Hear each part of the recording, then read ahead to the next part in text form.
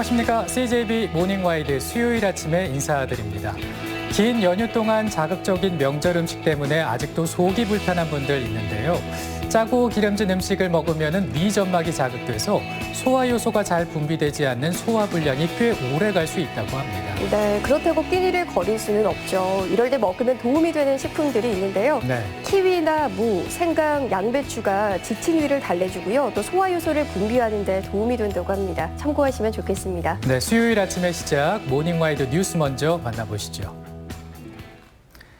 청주시를 특례시로 지정하는 문제를 놓고 충북의 나머지 시군이 반발하고 있습니다. 특례시 지정에 따른 조정교부금 감소 가능성이 쟁점인데요. 현재로서는 지방자치법 개정안에는 관련 조항이 없다지만 나머지 시군은 우려를 지우지 못하고 있습니다. 구준회 기자입니다. 도내 9개 시군이 청주시의 특례시 지정에 반대하는 공동성명을 발표했습니다. 청주시를 뺀 10개 시군 가운데 유보 입장을 밝힌 보은군을 제외한 모든 시군이 참여한 것입니다. 이들 시군은 특례시 지정에 따른 재정특례로 청주시가 취득세 등의 도세를 자체 수입으로 전환하면 나머지 시군이 받는 조정교부금이 감소해 부익부 빈익빈 현상이 우려된다고 주장했습니다. 정부와 국회는 이에 대한 대책 없이 인구 50만 이상 도시의 특례시 지정 추진을 즉각 중단하길 촉구한다. 경기도 등에서도 비슷한 우려가 제기되고 있는 만큼 다른 시군과의 연대 의사를 밝혔습니다.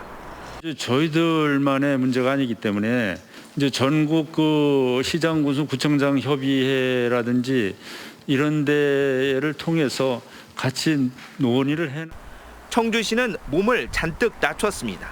입장문을 통해 특례시로 지정되면 택지 개발지구 지정, 지방채 발행, 지방연구원의 독자적 설립이 가능해져 질 높은 행정 서비스와 균형 발전, 지방 분권을 촉진할 거라고 주장했습니다.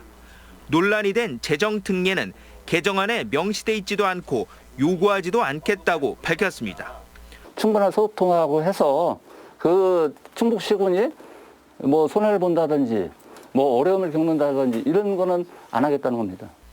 광역시 추가 지정이 막힌 상황에서 특례시를 지역 발전의 거점으로 키워야 한다는 의견도 제시됐습니다. 다른 시도는 광역시를 만들어 놓고 우리 충북과 전북과 강원도만 지금 없거든요. 특례시를 둘러싼 우려와 논란이 커지고 있는 만큼 국회가 남은 입법 과정에서 재정 특례에 대한 명확한 입장을 제시할 필요가 있어 보입니다.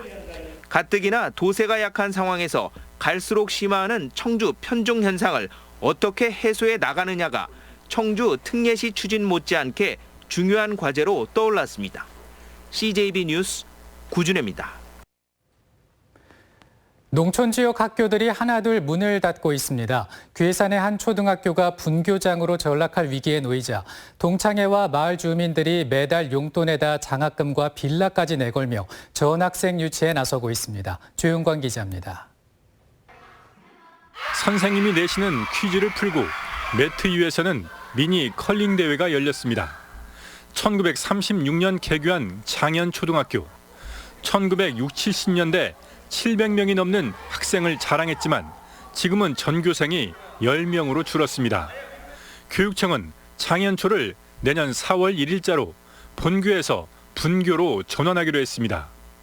교육행정 요람에 따라 학생 수가 21명을 넘지 못할 경우입니다. 학교도 만약 없어지면 더 먼 곳으로 또 가야 하고 그러니까 이동도 불편할 테고 수업도 조금 집중도 안 될 것 같아요. 불안해서. 교사 수도 줄어들고 학생의 수업권이라든가 이런 데 지장이 많겠죠. 그리고 생활 활동이라든가 본교로 가야 되는 거리. 당장 총동창회는 지역사회와 함께 비상대책위원회를 꾸리고 학생 유치전에 뛰어들었습니다. 200만 원의 전학생 지원금과 입학, 졸업, 특별 장학금을 주고 매달 3만 원의 용돈도 제공하기로 했습니다. 또 월 5만 원 정도의 임대료만 내면 입주할 수 있는 빌라가 완공되기 전까지는 주민들이 내놓은 펜션과 빈집을 전입 가정에게 우선 지원하기로 했습니다. 2년 전 백봉초도 전학생 가족에게 빌라를 제공해 폐교 위기를 넘기고 지금은 학생 수가 37명으로 늘었습니다. 도시에서는 아파트 층간 소음 때문에 한 두세 명이 있으면 이게 맨날 신고가 들어와서 이게 힘든 모양이에요. 그래서 내 아이는 아주 실컷 뛰놀게 하고 싶다. 그런 게 다수 의견이 오시는 분들이. 창현초 살리기 비대위는 인천과 평택 등에서도 전학 문의와 방문이 이어지고 있다며 일면 일학교 정책은 유지돼야 한다고 입을 모았습니다. CJB 뉴스 조용광입니다. FTA 체결로 아로니아 수입이 폭증하면서 피해를 본 농민들이 정부를 상대로 소송을 제기했지만 끝내 1심에서 패소했습니다. 피해 보전 직불금이라도 받게 해달라는 건데 이것마저 어려워진 농민들은 항소를 준비하고 있습니다. 이훈영 기자의 보도입니다. 단양군이 2013년부터 차세대 고소득 작목으로 집중 육성한 아로니아. 그러나 전국 지자체마다 경쟁적으로 뛰어든 데다 FTA 체결로 아로니아가 대량 수입되면서 농가는 고사 위기에 직면했습니다. 결국 단양군 내 아로니아 농가 10가구 가운데 6가구 이상이 폐원 조치됐습니다. 1세제곱미터에 2,000원의 보조금을 받고 아로니아를 뿌리채 뽑아냈지만 대체할 장목조차 마땅치 않은 것이 현실입니다.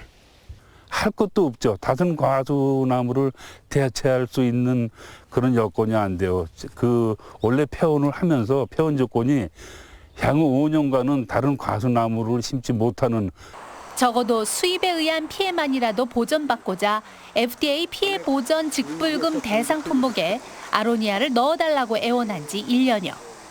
하지만 이마저도 물거품이 됐습니다.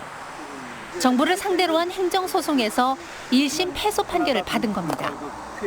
재판부는 아로니아 수입은 전량이 분말 등 가공 형태로 들어오기 때문에 국내 생과엔 영향이 없다는 농식품부의 손을 들어줬습니다.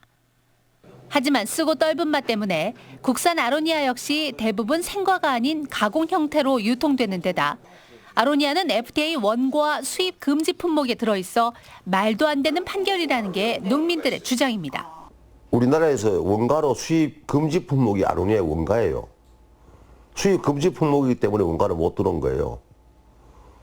그런데 자기를 그것도 모르고 원가로 안 들어왔기 때문에 아예 거기서 FTA 피해 보전에서 뺀다는 거는 잘못된 거죠. 1심으로만 장장 1년을 끌어온 지리한 싸움 끝에 패소한 농민들은 항소심에 작은 희망을 걸고 있습니다.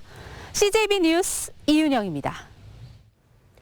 보이스피싱으로 피해자에게 7천만 원을 뜯어내려 한 태국 국적 불법 체류자 2명이 붙잡혔습니다. 은행 직원의 신속한 대처와 전국 유일의 충북경찰 금융범죄예방관의 활약이 범인 검거에 결정적 역할을 했습니다. 진기훈 기자입니다. 태국인 2명이 은행 창구에서 현금 7천만 원을 찾으려 한 건 그제 낮 12시쯤. 은행 직원은 평소 거래가 뜸하던 고객으로부터 거액의 돈을 송금받은 이들 외국인들을 수상히 여겼습니다. 평소 거래량이 없던 고객께서 거액의 자금이 일반 은행이 아닌 인터넷 은행의 계좌를 이용한 사기범들의 계좌로 돈을 이체하려고 했던 점들에 좀 착안을 좀 둔 것 같고요. 신속한 신고로 경찰이 이들을 곧바로 검거했는데 발빠른 대처로 이어질 수 있었던 건 평소 은행의 보이스피싱 예방활동차 자주 방문했던 충북지방경찰청의 금융범죄예방관의 조언 덕분이었습니다.